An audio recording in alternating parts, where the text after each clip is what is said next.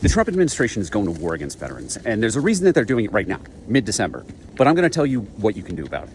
There were two major stories that came out this week. First, from The Guardian, it was revealed that the Trump administration is collecting data on all immigrants who are in any way affiliated with the Department of Veterans Affairs. And they are going to give that data to ICE. VA hospitals, like hospitals across the country, have a shortage of medical staff. There simply are not enough doctors, nurses, physicians, assistants, phlebotomists, x-ray techs, you name it. There's not enough medical professionals to fill all of the open positions in the VA or the private healthcare sector. That is why anytime that you go to the hospital, you are interacting with a lot of people with accents. Well-educated immigrants come from around the world to the United States to fill critical healthcare positions that Americans cannot do on their own. These people do this with the intention of becoming Americans. And for those who serve at the VA, they give more to American veterans than the vast majority of Americans do. And as a veteran who gets 100% of all of his healthcare for the last 20 years at the VA, I deeply appreciate these people. Now, the VA is collecting data on all immigrants who are affiliated with the Department of Veterans Affairs for one reason and one reason only. And that is to create a climate of fear, to encourage people to quit. Now, the Trump administration would say, oh, well, if they're not here illegally, they have nothing to worry about. But those of us who are paying attention know that they are doing everything that they can to deport legal immigrants as well. And in some cases, they are deporting American citizens, including children with cancer. The cruelty is the point, and doctors and nurses who work at the VA who happen to be immigrants, they're smart enough to understand that. The second big story that came out this week is from the Washington Post. And that's about how the Trump administration is eliminating tens of thousands of vacant VA healthcare positions. Now, the Trump administration, since it came in, has been doing hiring freezes and doing everything that they can to push people out of the Department of Veterans Affairs. A recent report from the VA's Office of Inspector General revealed that every hospital in the entire VA system has a shortage, a critical shortage of medical professionals. Now, the Trump administration is trying to gaslight us and say, oh, well, these positions wouldn't be open if they could be filled. So we're just going to get them off the rolls. Their goal here is to privatize the VA. That means stop veterans from getting government-provided healthcare and instead force them out into the private sector where there's zero accountability for healthcare outcomes. Wait times are longer, and it's extremely difficult, if not impossible, to figure out when things are going wrong for veteran patients. Now, the reason that they're doing all of this in mid-December is because we've reached the end of the protest season. These mass visibility protests have had an impact, and the Trump administration knows this.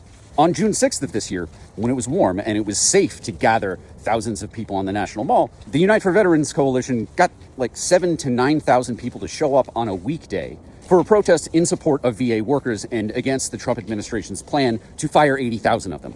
For background and context, I'm a threat analyst. I study extremist movements, and I know that, like in a war zone, protest movements or dissident movements or people on the ground taking action, they slow down when it's freezing out. That's just a fact. That's the way that warfare works, and that's the way that protest works. We're all human beings. We want to be comfortable, and we do our best fighting when we're not freezing to death.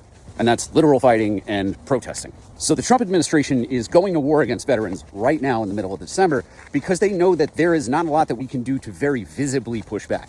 It is much more difficult in December, January, February, when it could be well below freezing and the weather is completely unpredictable, especially in Washington, D.C. It's unsafe to gather thousands of people for a protest like that. And it's much more resource heavy. And frankly, people are harder to motivate to get out to go into potentially deadly conditions. That's not to say that there aren't big winter protests in D.C. every year. There are.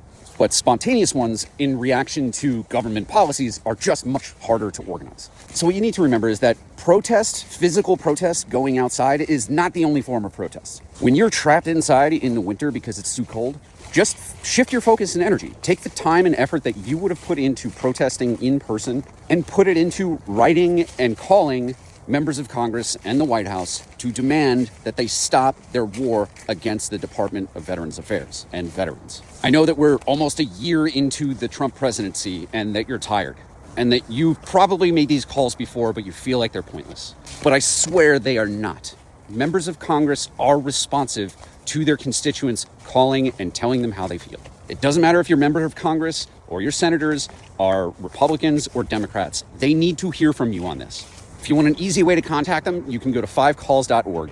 That's the number 5calls.org. And they have tools and scripts that you can use to connect with your representatives, and they're easy to use. I want to emphasize that you should make phone calls during normal business hours for the Eastern time zone.